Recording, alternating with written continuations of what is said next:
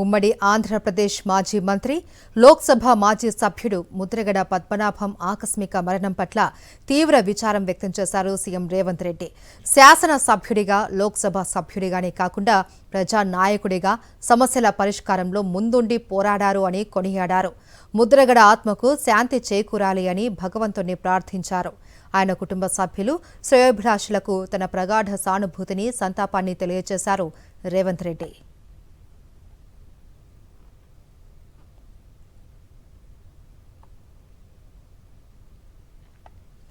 మాజీ మంత్రి ముద్రగడ పద్మనాభం మృతి పట్ల టీపీసీసీ అధ్యక్షులు ఎమ్మెల్సీ మహేష్ కుమార్ గౌడ్ సంతాపం వ్యక్తం చేశారు.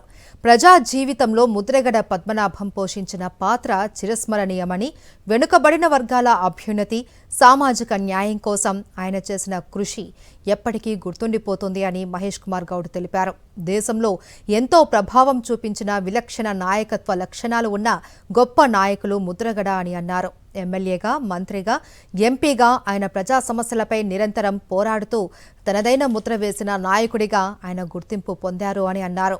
ముద్రగడ పద్మనాభం మరణం రాజకీయ రంగానికి తీరని లోటు అని పేర్కొన్న మహేష్ కుమార్ గౌడ్ ఆయన ఆత్మకు శాంతి చేకూరాలి అని ప్రార్థిస్తున్నట్లు తెలిపారు.